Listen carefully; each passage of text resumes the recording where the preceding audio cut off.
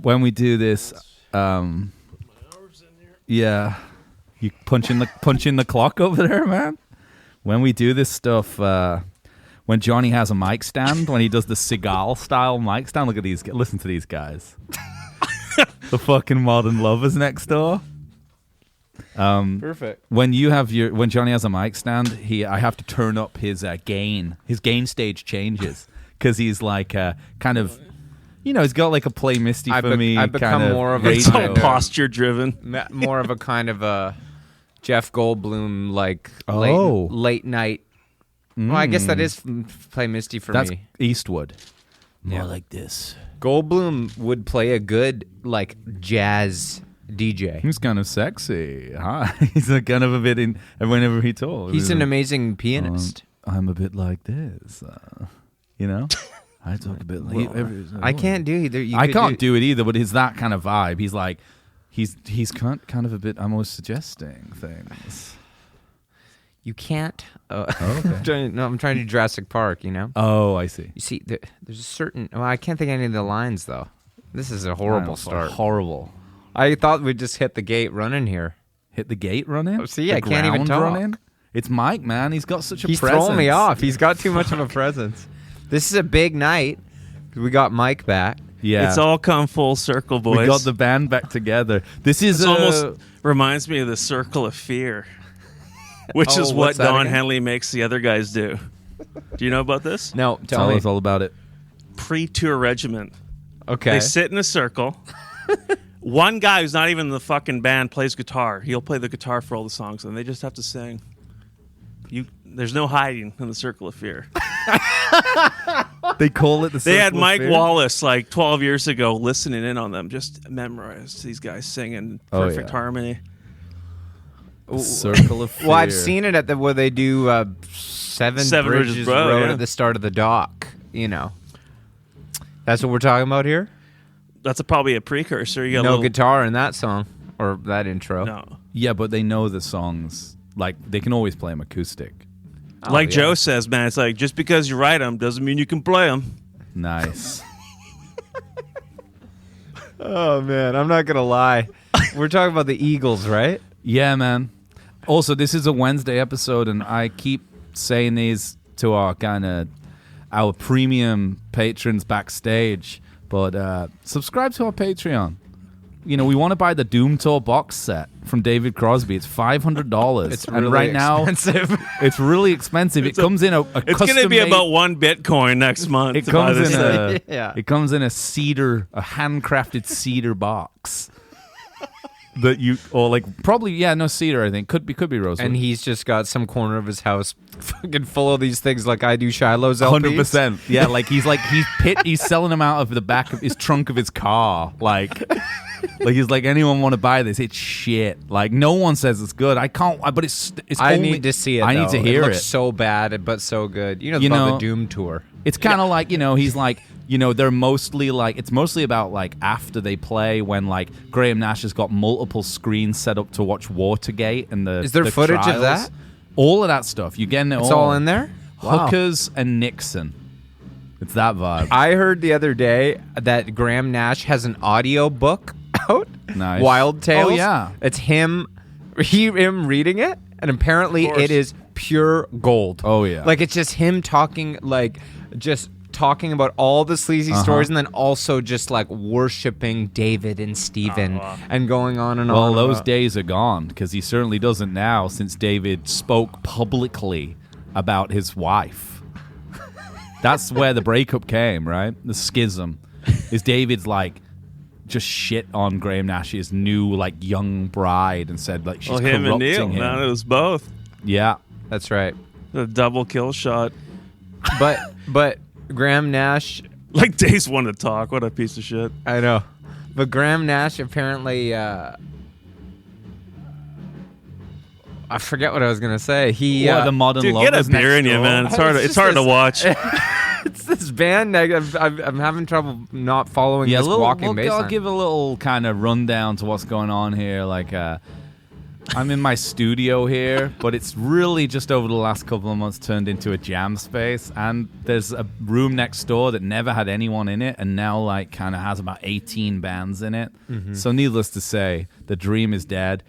Another like scalp for the impossible way of life of being a musician, because I've just lost any solace I had. Well, it's very much an impossible way of life. That like this is an example of like they used to have a keyboard player, a guitar player, and they've all left, and now it's just the drummer and bass player. And you know, it's we spoke to the authorities, and it's best left unsolved. Yeah, exactly. You know? But also that this building's getting torn down to build condos. That's Sounds why I'm like the fucking Eagles, if you ask me. Got Yeah. half the kids in the band now, and Is that how it works? Deacon Fry is in the band. No way.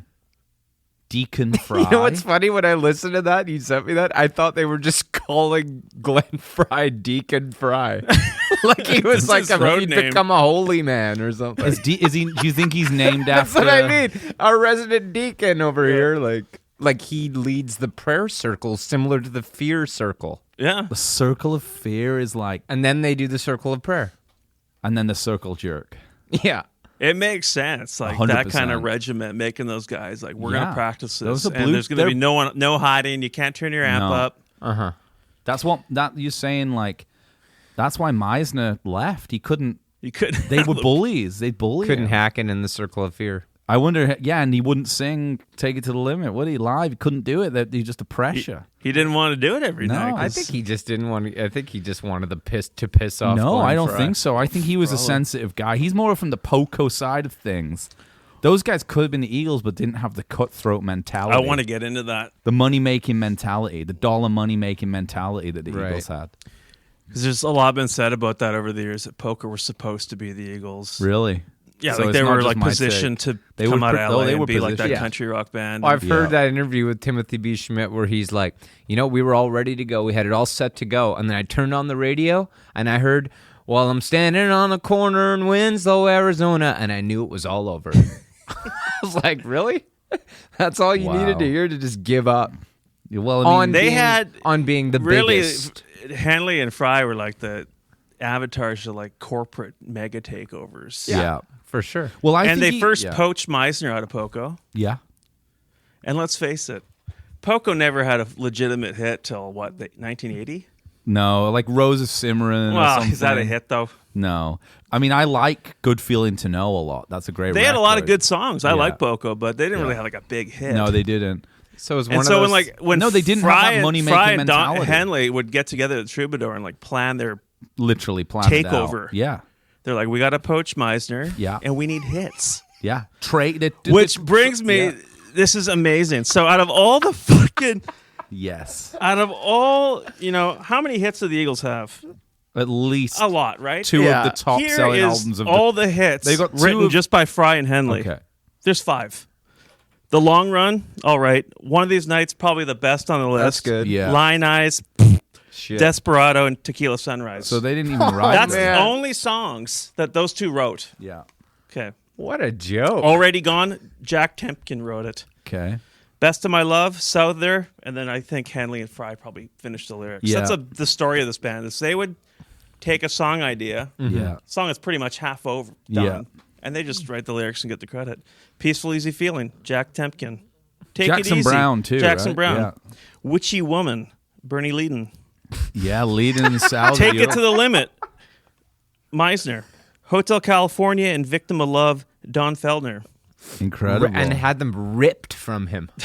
yeah. He's very vocal about Very that. vocal about Here's it. Don Hanley on Victim of Love. Letting Feldner sing Victim of Love would have been the equivalent to having Hanley play lead guitar on Hotel California. Wow. They needed his voice. Well, I heard Glenn Fry say, he's like, you know what? He's like, he's like, you know what? He's like, when you got Henley, Yeah. when you got a voice like that in your band, wouldn't you do the same thing? Yeah. If you had Don Henley. Yeah. The list goes on, boys. He recorded the fucking vocal. Yeah. Over the weekend. Felder. Feldner went out for lunch with And his then he went out manager, for came lunch, back, and it was came done. back and it was Henley, and it was like a different key or something. They're like, it's over. Yeah. New It's Kid over. in Town, Souther. Life in the just City. shoved him up against the wall, and he's like, Yeah. fucking like forget proper about it. like quarterback Piece of shit. vibe. Yeah, just shove him Linebacker. into the locker. Yeah, Fucking they have forget it, you lockers put piece of in. Shit. They have lockers put in to do that Wedgie. with. Yeah, it gave him a wedgie. Put his fucking head down the toilet. Yeah, That fucking stuff. forget it, you shithead. Heartache Tonight, Bob Seger and JD Salinger. What? Wow, Seeger. And Bob Seger wrote the fucking chorus over the phone. He just heard it. He's like, here's the chorus. I'll give it to you guys. I Holy love that. shit, that makes a lot of sense because Yeah. that's easily like the best one. I And think. then Like, Life in the Fast Lane in the City, Walsh, of course. Yeah, but that's Walsh. Oh, that's my kind of shit, man. Yeah. That's where You like, get Walsh goes play some solo gigs, and you know what Don Henley comes out and says? He's like, "Accept no substitutes." Incredible. You know, Lion Eyes, I was listening to it on the way over here, and I was thinking, like, it's got a real kind of crazy incel energy. It's like, I feel like, because I was listening to it, and I used to think that Disco Strangler was the cokiest song of all time. And I think Hard to argue that. I think it's hard to argue with that. But Lion Eyes is interesting because it's the story of a hot woman who's stuck with like an older, like kind of rich dude who is wanting to go across town to like screw some young guy. And like at first they're kind of saying presumably like, Glenn Fry himself. well, this is where it gets interesting for me because I think that Glenn Fry and Don Henley, because they wrote it together, are all of the people in the song.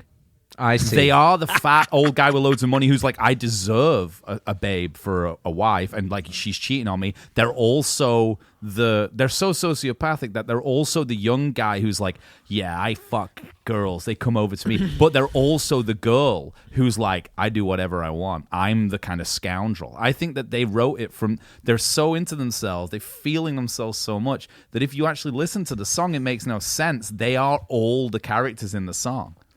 You know, and it won a Grammy for the best song of the year. Can you believe that?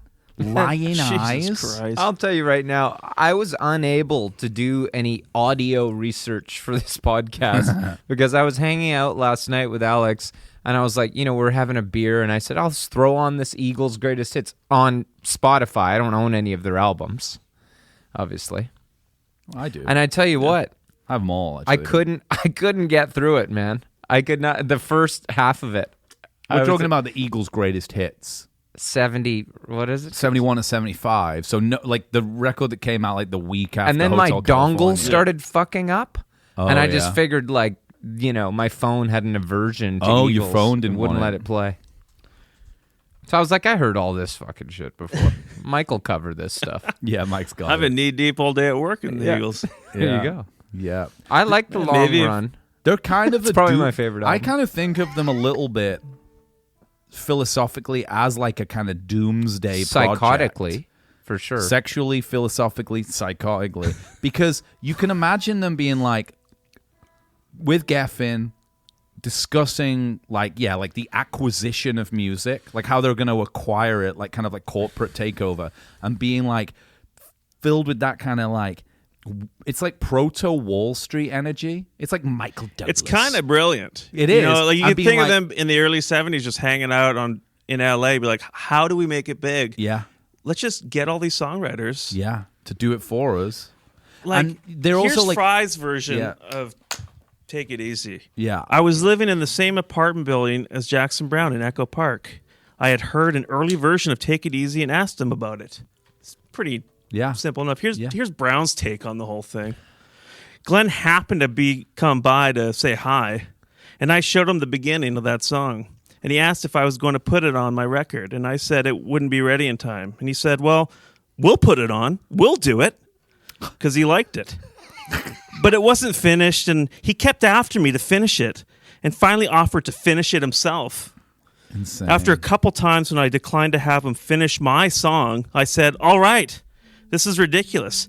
Go ahead and finish the damn song. Wow. It's interesting because also the name itself, it's symbolic. It's like, I'm just tripping out. I love this. it's just like, it started with the Birds. Let's fucking finish this with the Eagles. Yeah.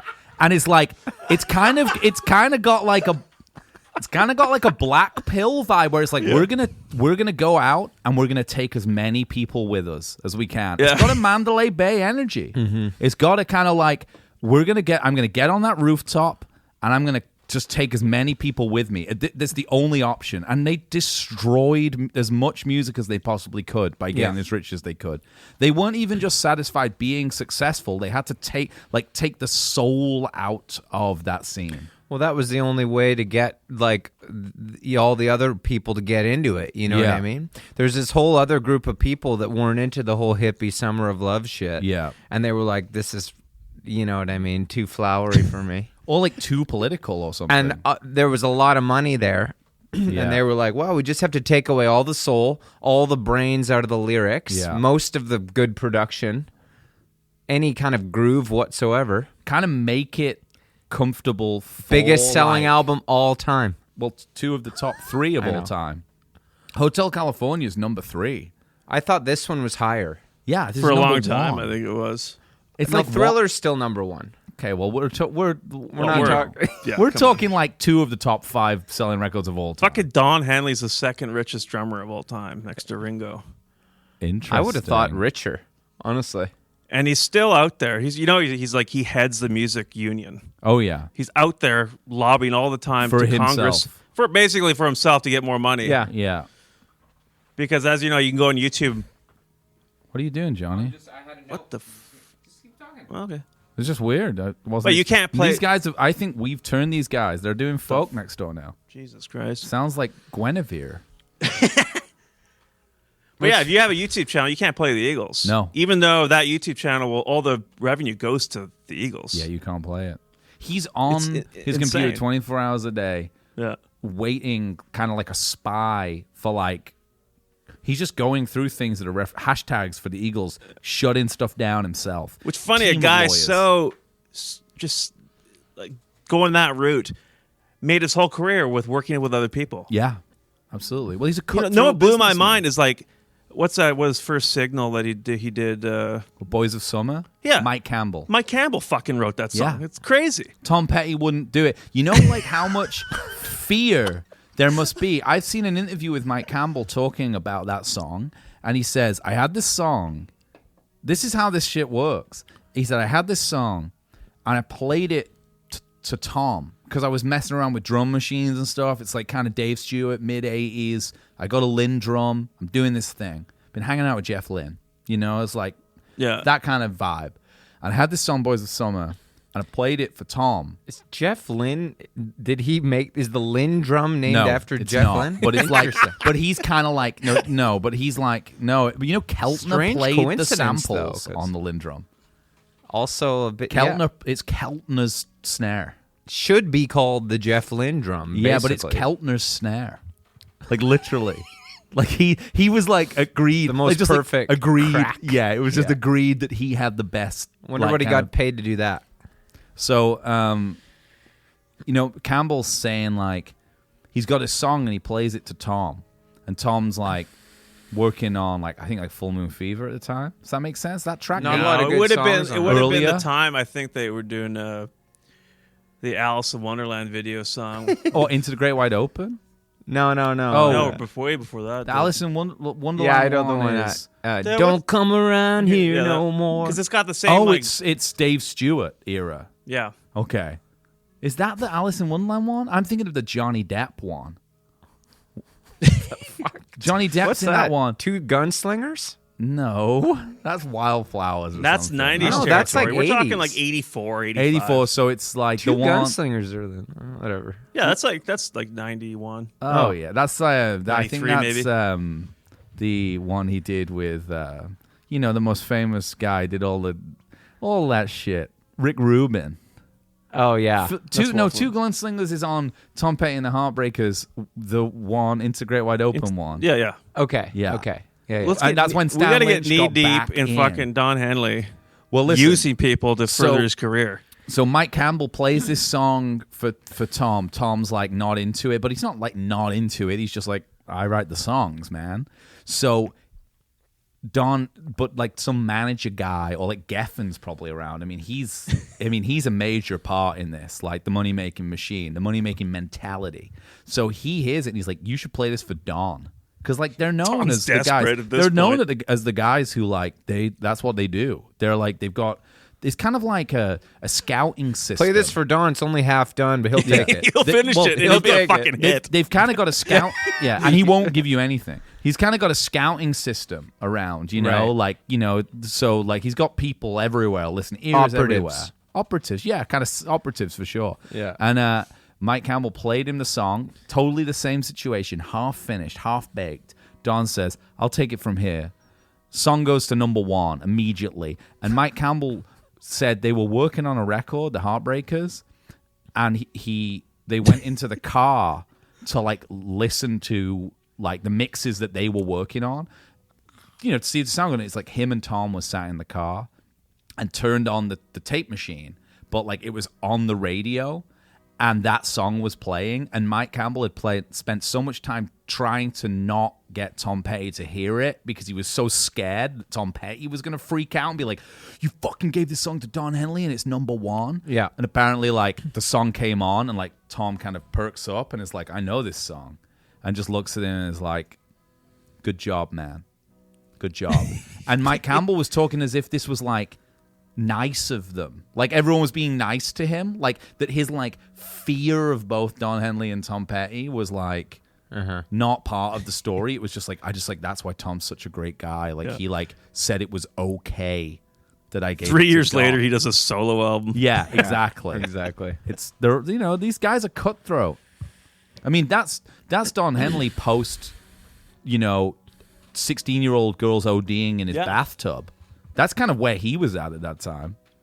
Well, the Eagles were one of the top party bands of all time, and Henley famously said here in this interview I read from him from 2016 or something, which was very that they kind of asked him, you know, where they rank in the debauchery Category of kind of like top trumps. And some of the language here is great. Henley decrees contemporary pop culture for its crassness, but agrees the Eagles were no angels.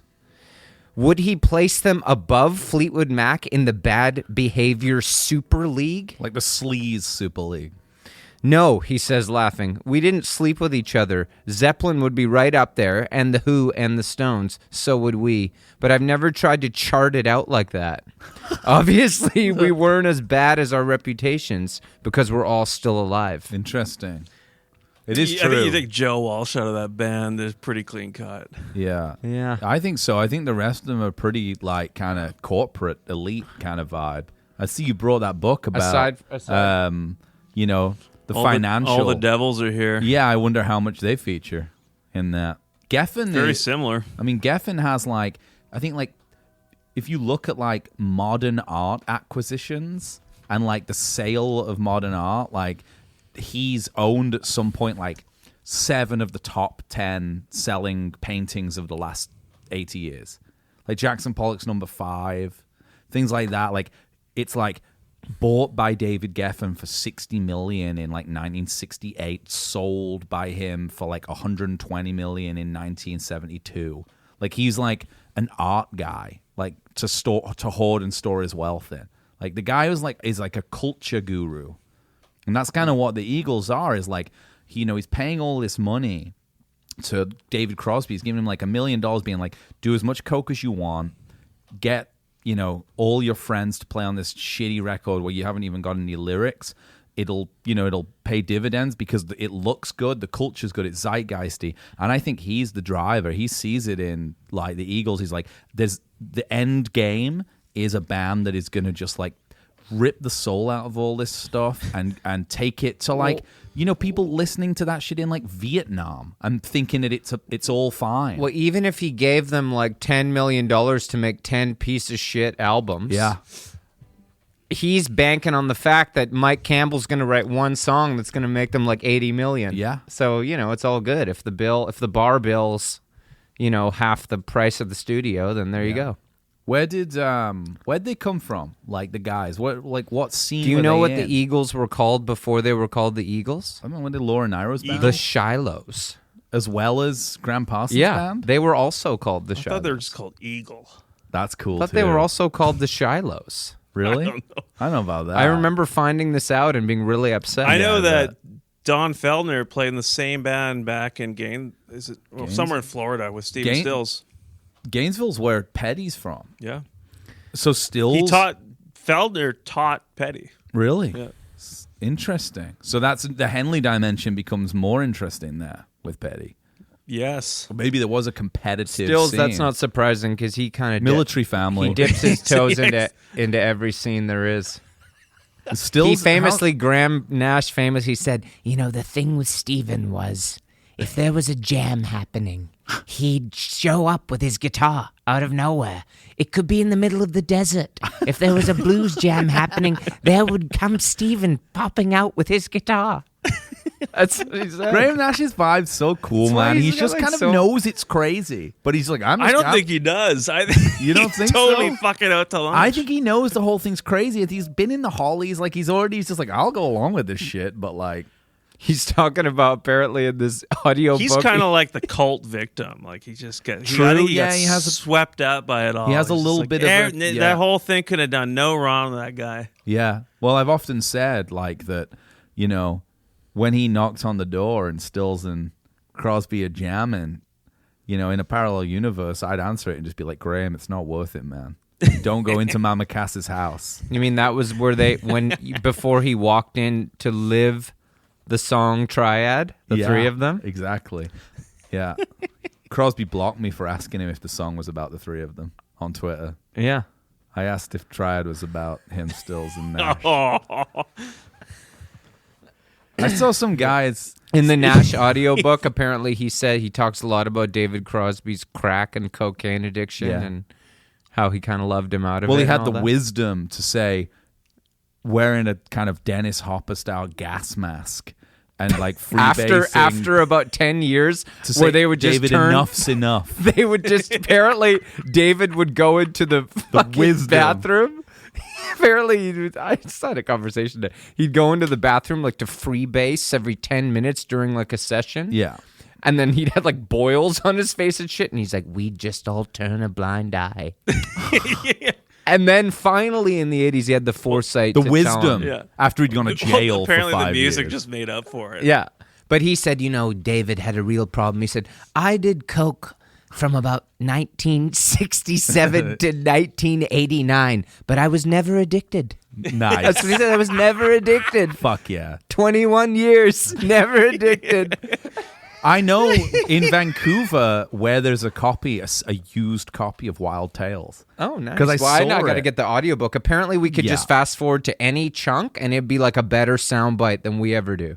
Nice. We can start using them. We should just start using them. yeah. That's what we should do. Uh-huh. Where do they come from, though? Like, do you know, like, where's, like, because we've been breaking it down, Mike, a lot. Like, where, like, we've kind of figured out that there's, like, in Laurel Canyon at the time, you've got the kind of vampire scene, which is, like, the whiskey. It's like Jim Morrison, kind of clown band kind of stuff. Alice Cooper. John Phillips is kind of, and then, like, Crosby moves over to the folk scene, which is more like where Neil Joni, more candles in the afternoon and kind of cats and like Persian rugs and stuff.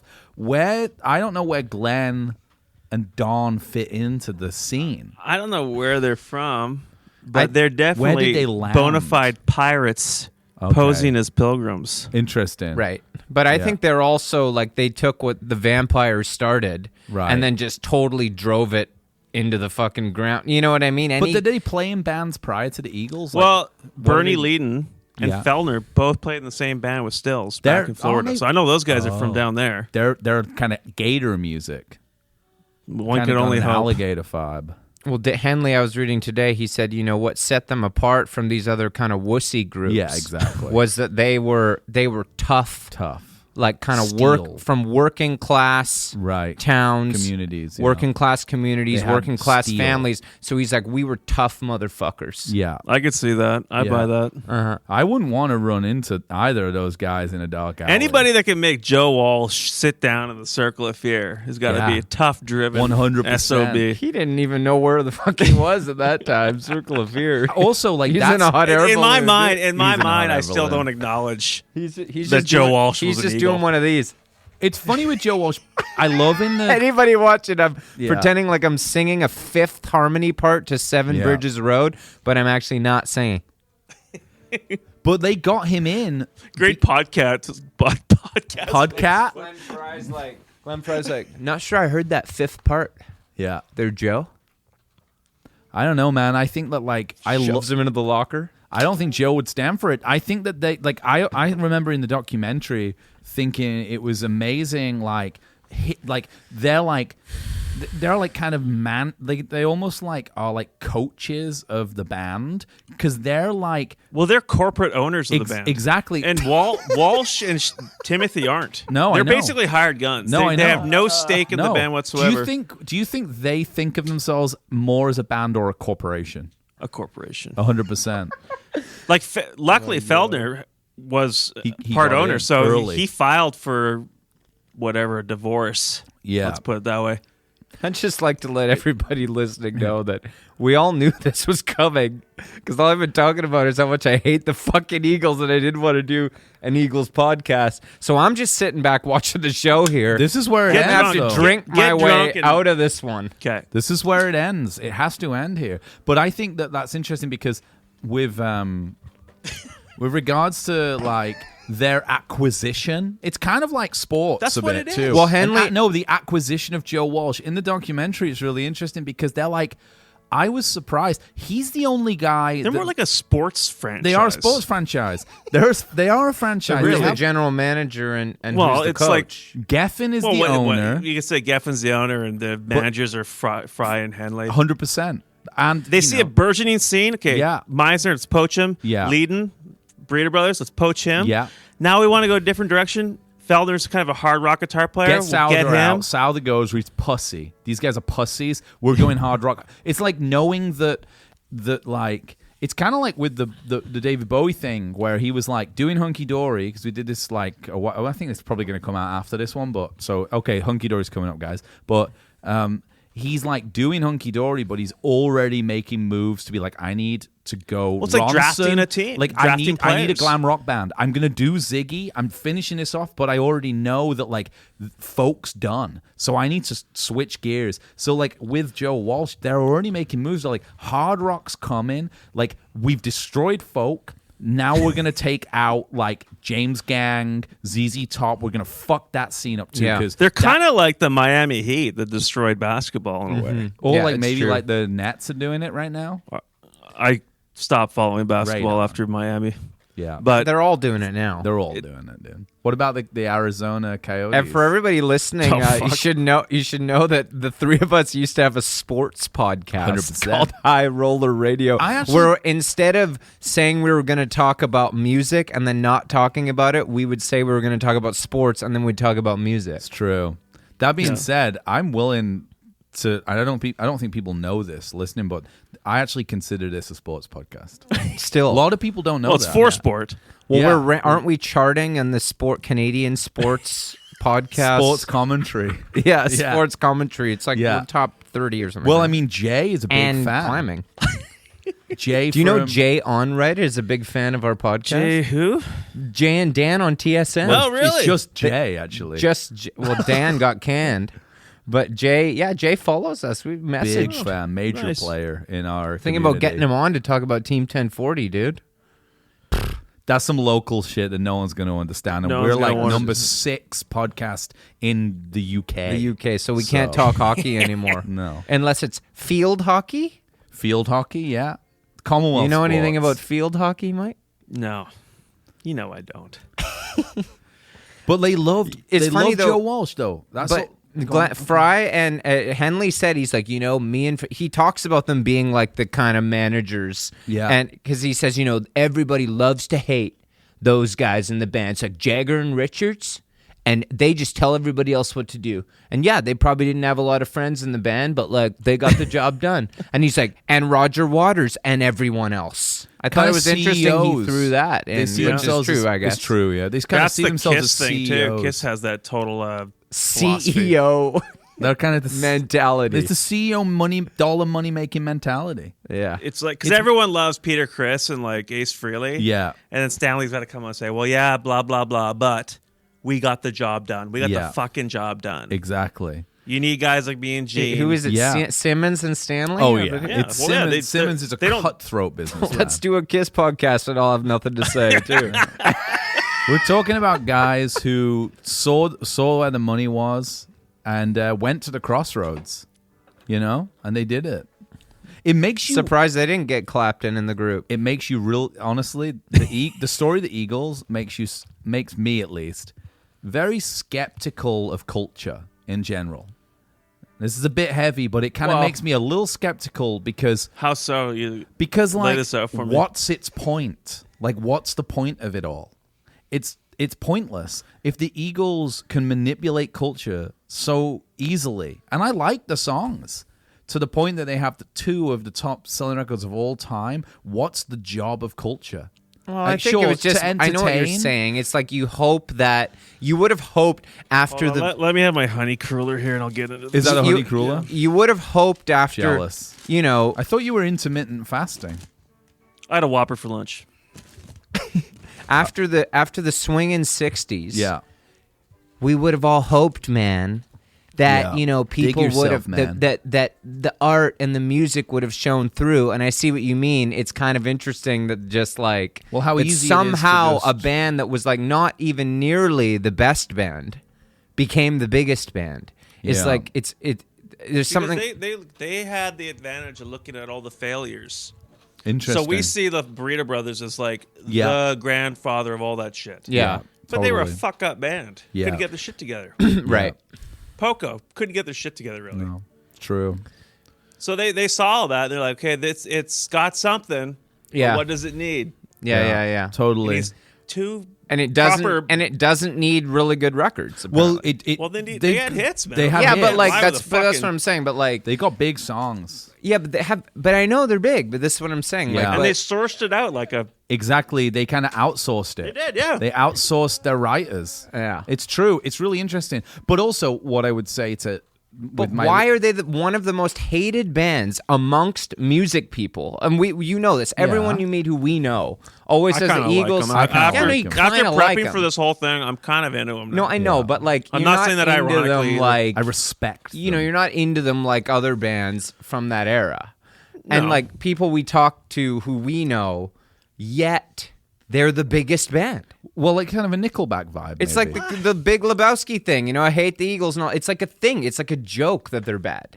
when you're really famous, that's what happens. Yeah, though. I don't know, but- I saw an interview with like Chris Martin talking What do about you mean that it's with not? Coldplay, where he's like, I know a lot of Well, it's the Bee Gees doc, eh?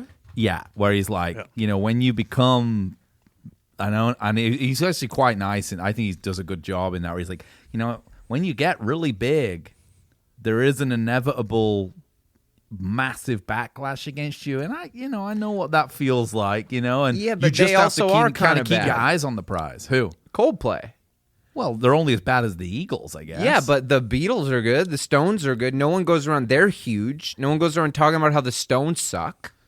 So why is that? Like that's why I was talking about being skeptical of culture, and I Yeah, think well- that what I mean to say, and I think that this relates to everything we're saying, is that all culture can do and music can do, at its best, is describe the now, the conditions of the now, of what is happening right now, and that's all it can do, and then people can use that description and to create movements or do. It's never political. It can never do that stuff, and I think that that's what the mid-70s were like. Like, I think that the Eagles are like a zeitgeist of culture, where it's like, the hippie stuff failed. It didn't happen. Like, everyone's dead. Janis, Beavis, Elvis, Otis, Sam Cooke. It's all gone. Like, and all that's left are the like signifiers of what this music at one point represented, but Vietnam's still happening. We're all still high, and now that high's turned into deep paranoia. Like, because nothing really changed, and the signifiers are still there, and we can just fill it with a new thing, and that's the start of neoliberalism too, and corporate greed, and it's like, we're gonna make a lot of money. It's I'm like, getting paranoid listening to exactly. you. Exactly. I think Johnny that- said he wanted to have a coffee. I was like, dude, you'll get tweaky. You'll tweak out, You'll buddy. stop tweaking. I think I'll put it up. I know what you're saying, James, but Yeah. I would just say the Eagles weren't culturally relevant at all. They That's were- what And I, that's the difference that's between what them I'm and- saying. I'm with Mike. I Interesting. think what it is, honestly, is that it was easy to digest. Yeah, it's like I think that it was music that, like you say, all these people were coming out of things. Sure. They were having babies. They had jobs. They were Yeah. doing shit. They didn't want to have to think too much about Yeah. it. It was easy to listen to. Yes. It was essentially easy listening They're music. capturing and like I say, they're capturing the now. Yeah, it's like how Bread, all those kinds of bands, although I love Bread, all that shit Dude, took bread off. is totally your vibe. Yeah, all that stuff took off in the 70s because it was like, you know what? I just don't want to think too much about know. this. There's always been that shit there. There's always been Doris Day and Yeah. Dude, Doris Day. Yeah, but there was a moment You there know, where- Doris Day was fucking Sly from Sly I and the hope Family so. Stone. Yeah, and you know who's Doris Day's son? Terry Melcher, Ooh. who's like the Are we gonna go sleaziest down guy- that road? the sleaziest guy of all time. Was like literally the guy that Manson was trying to kill when he accidentally killed Sharon Tate. They were going for Melcher. Melcher also wrote Kokomo, the song, co-wrote it. with John Too Phillips. bad he wasn't killed. Fuck. Exactly.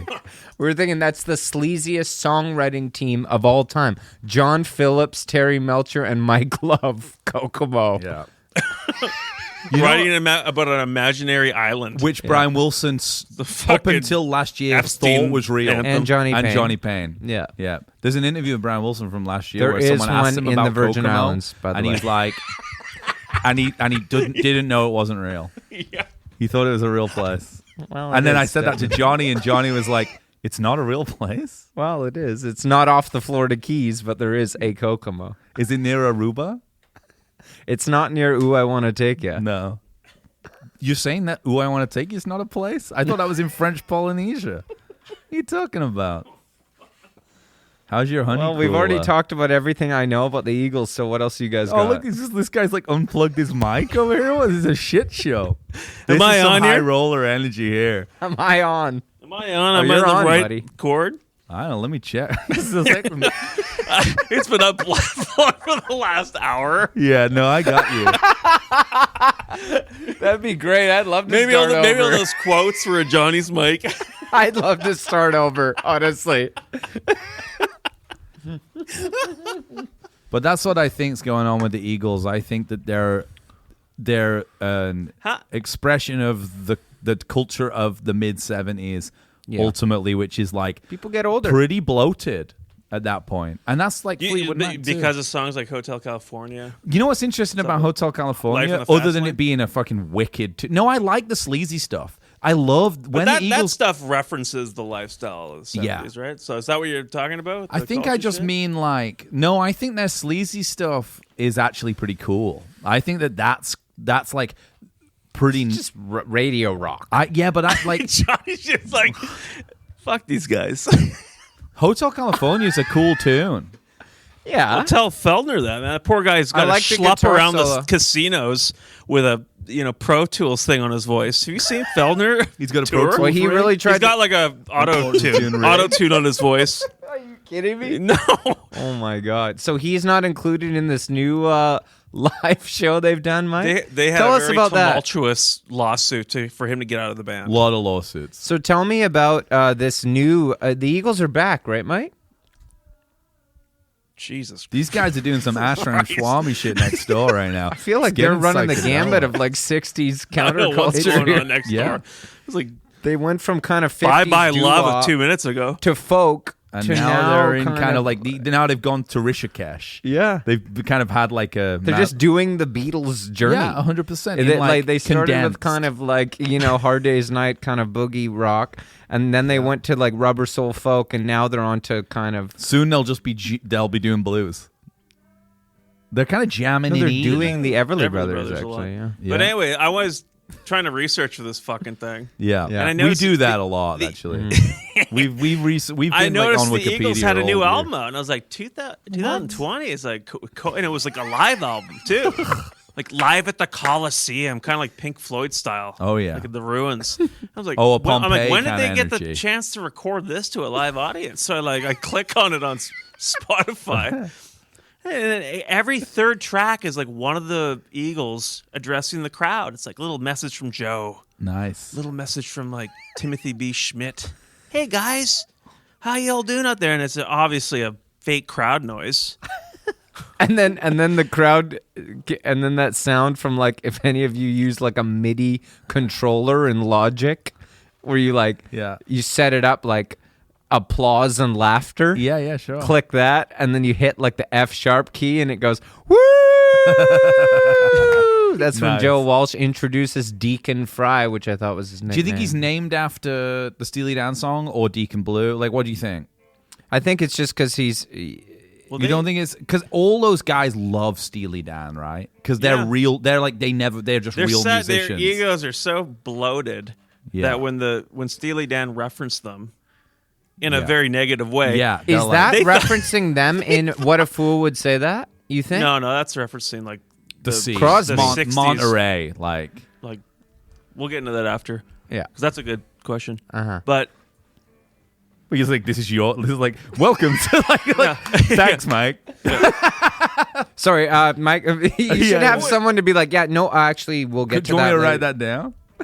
they, I'll take a note of it. Yeah. Yeah, you in the But back there the with the neighbors glasses. are listening to the Eagles, and then they loved it. They thought they were like getting called out, and they was like the Steely Knives. Like if that's like an insult, I don't know what kind of rebuttal that is. Steely Dan. Hotel When did they call California. them out? Steely Dan called them out in a lyric. The neighbors are listening to the Eagles. That's all I can see. remember. Okay. Yeah. And then Hotel California. And in Hotel California, They they, cut them with their steely knives. that's the best they could do. You know. Well, if they were outsourcing those songs, they should have found a better lyricist. I like it that I like it that he sings in a kind of like he code switches and kind of has like sings in like a Jamaican accent in that song. Yeah. I like that. Well, it is kind of like. That's why I was on a podcast recently, guesting, and I got asked a great question that they said, Johnny, you know, on your podcast you talk a lot about like drugs and like these 70s rock stars who did a lot of coke, and they said, what makes a cokey song? Well, how do you define that? And I think that what it is, though I want to like write an essay about it or something, Yeah. is like where you're so, you know, your ego's so bloated that you think that you can write a song that's like reggae and blues and like Latin And political. and flavored and political all in one, and then it's like Hotel California.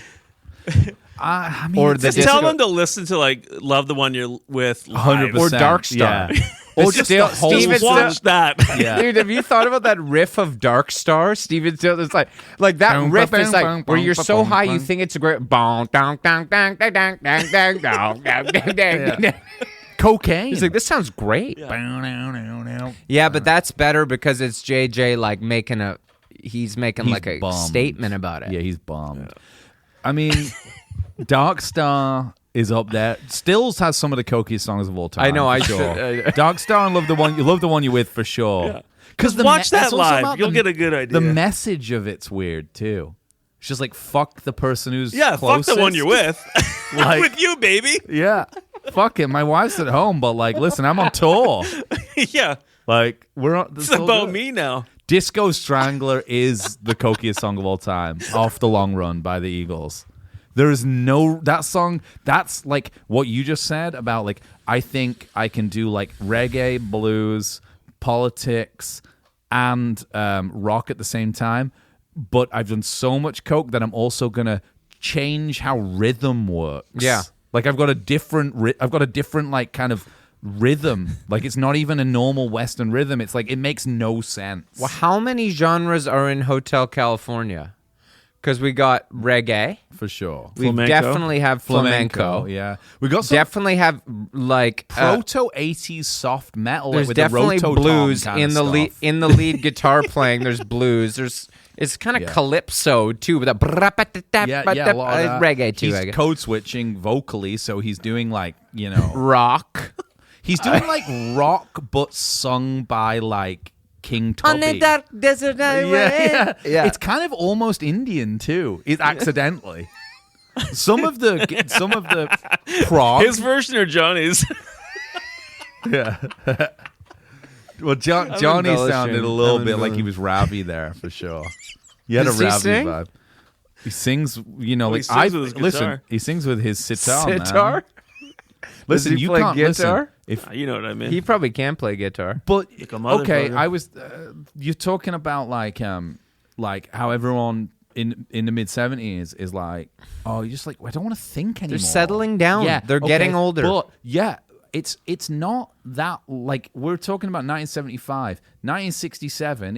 It's 8 years, right? Like the earnestness of people listening to music at Monterey that we just did. Like Ravi's playing, and he demanded that people aren't even allowed to smoke cigarettes while he's playing because he really doesn't want it to like interfere with the message.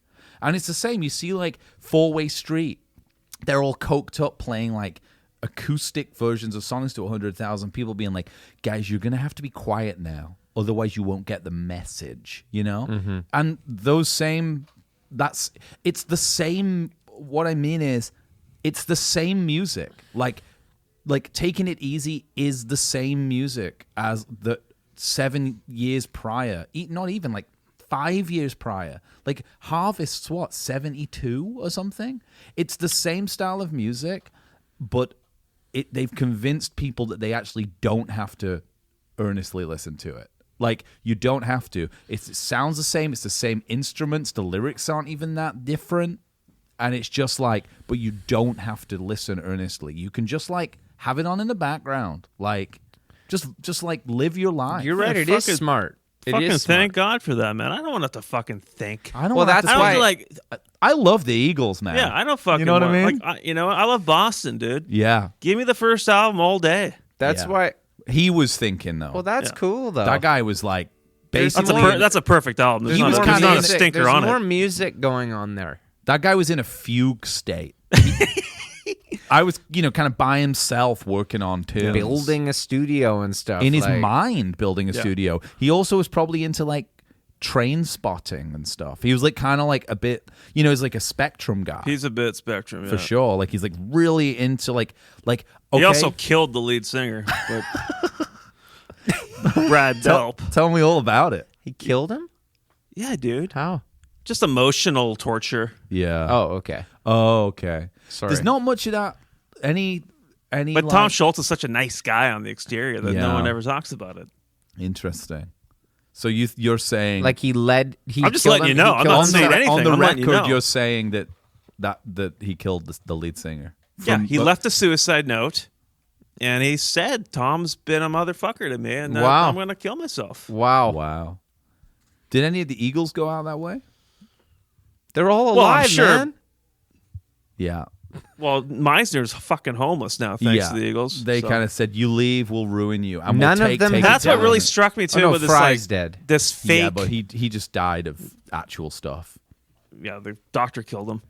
But I'll make a note. like of this that. live album with Timothy B. Schmidt's like, my predecessor's here, the great Randy Meisner, and I'm thinking Randy's not going to any shows these days. Like No, he's a street guy. He's hanging out with Sly and Doris Day. But Probably. Randy Under Meisner the- probably like, doesn't at the do a LA vocal River. intro, does Probably Randy doesn't even remember he was in the Eagles. he? Yeah.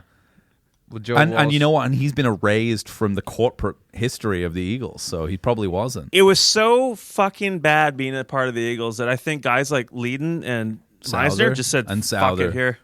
Yeah, I love this kind of energy.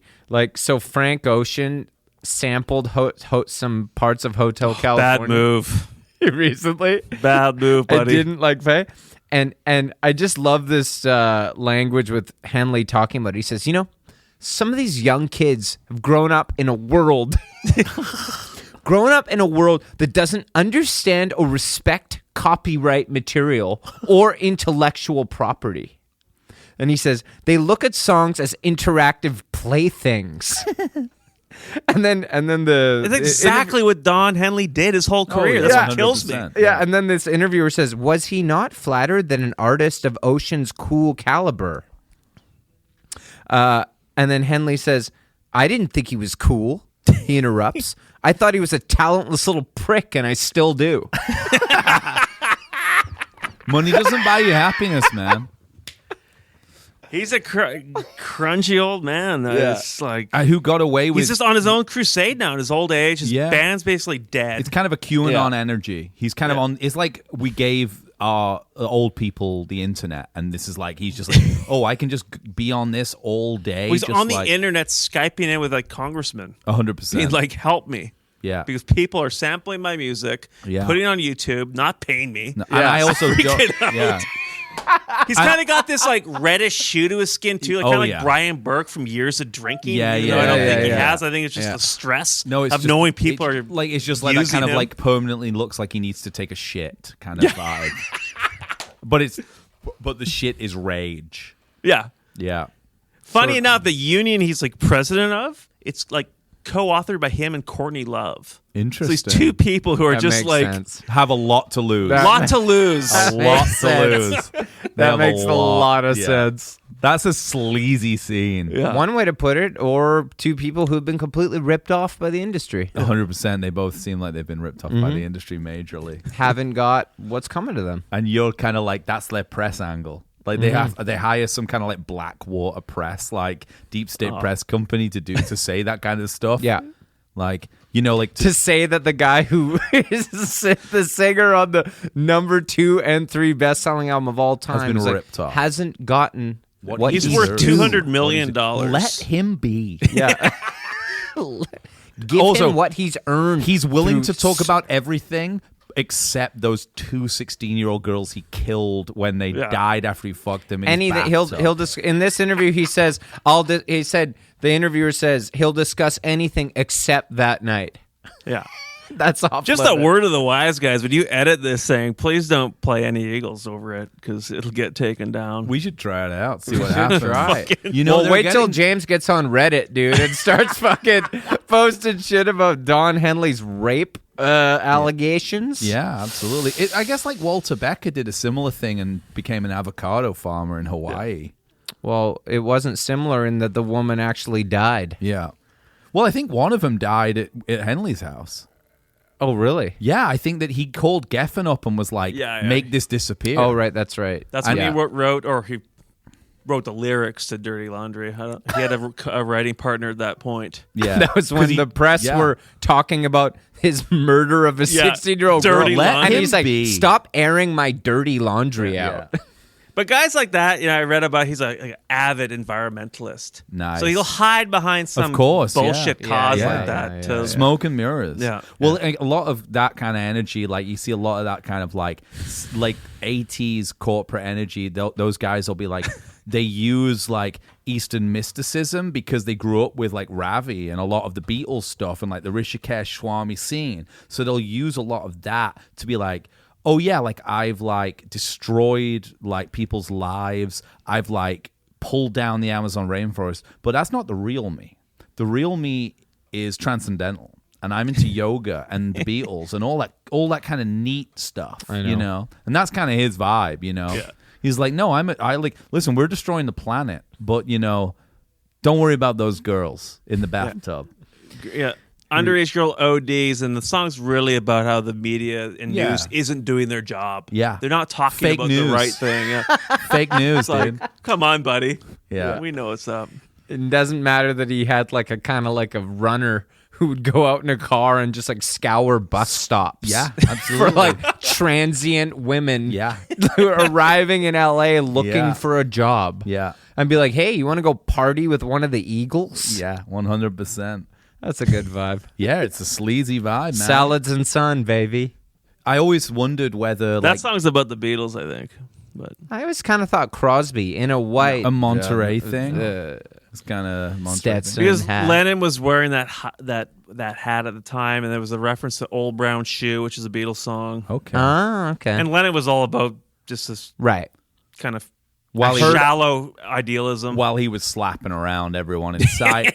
And I love Same those kind of thing. Yeah, and Being I a love those negligent father to his firstborn. and I love those photos of him and Yoko while they're bedding for peace is getting cleaned by the like Filipino like maids, and they're stood off the bed because they need it. Like, we're not fucking staying in this bed for peace. Clean the fucking bed, and we'll get back in it for the photos. I know. Yeah. And the like 2 protests he went on. And It's always all the because same photos. John He's just got the same hat and clothes. It's like 2 of them. Yeah. He's kind of a Che vibe, man. Yeah. And to think he did it all because he wanted to fuck Paul. Yeah. You know? 100%. Just wanted to fuck Paul over. And Paul always got the better of him too. Kind of like Neil and Stills a little bit or something. Like it was. I mean, that's complicated. It's like not caring. Like, because Paul, I don't think Paul really cared as much about the rivalry. Oh, you think he wanted to actually have sex with Paul? Oh, On sorry. a deep level, yeah. On a deep level. Probably. Well, they did have sex. Did they? There's many stories of Beatles orgies. Yeah. I don't know about if he penetrated Talk the about anus. a circle of fear. I don't know if John penetrated Paul's anus. Well, no, it's just I'm not going to claim to say that, but I do know I've read a bunch of books that there were many orgies in the early 60s. Well, and Paul is a vegetarian, all too, 4 now, involved. so maybe All it's to do 4 with that. Beatles involved. All 4 Beatles involved. Circle jerks were like a thing. That was like a pre-show ritual kind of thing. That's also like to do with like men only boarding school stuff. That's just like normal in England. That's just no in the 60s. I'm serious. In England. No, I know. It's I'm serious. I've read there were orgies were crazy. Like Ronnie Spector was involved Oh, yeah. in some. It was wild. you can stuff. only be the prime minister of. You can England only if you've, write songs like, that had- good if you've like had a fucked your blowjob from a songwriting dead partner. pig. Oh, you think it's to do with that? That's why they were so good. That's why You we've gotta be never been connected on successful. that We've one. not been fucking. Nick's all the time? Buckingham, Lennon McCartney, Fry. Hanley. Yeah. There we go. We're getting somewhere finally. Do you think they were fucking? Stills has never had sex in his life. Well, that's why he's never written a good song. Well, who was Neil fucking? Probably Joni. No. He didn't do Graham and Joni. They had some good songs. One song. Yeah. She had a lot of good songs, but she was definitely like. Well, no, sorry. She had Pardon a lot me. of sexual power. James, I'm really sorry. You asked a question and I had the answer. It's if you're a solo singer-songwriter, Right. you It's don't different. need to have sex with your songwriting partner. It's only if you're a songwriting partnership. King Toppin. Exactly. Yeah. Elton John, Bernie Taupin. They were fucking. I think King Goffin, didn't I? Bernie. King Taupin. You That's said. cool. That's a cool scene. Yeah. She was We the can make music. that happen. King still. Goffin, they were married. Yeah, I know. That's what I'm saying. I don't know about Elton John and Bernie Taupin. They- Probably. I don't know, man. Page and Plant. Oh, yeah. Yeah, 100%. Definitely. They were. Jagger Richards, get over it. 100%. Are you kidding me? Yeah. Who wasn't Jagger fucking? Oh, I know. Yeah. I'm sure they fucked 100%. Jagger and Richards. Yeah. Simon Garfunkel. Well, Cocksucker Blues. Well, he didn't know. He didn't help write any songs. They he were was fucking- trying. He was trying to have sex with Paul Simon a lot, and he was like, "Nah." He's like, "I got this." Oh, okay. Use that He's energy. like, "Dude, let me in. Like, let me be part of this songwriting partnership, man. we You could be so much more. you could do whatever you want to be." And he's like, "No, I got this." Use that energy, channel that sexual frustration to just sing the best female eunuch harmonies you can. Exactly. Yeah, exactly. Yeah.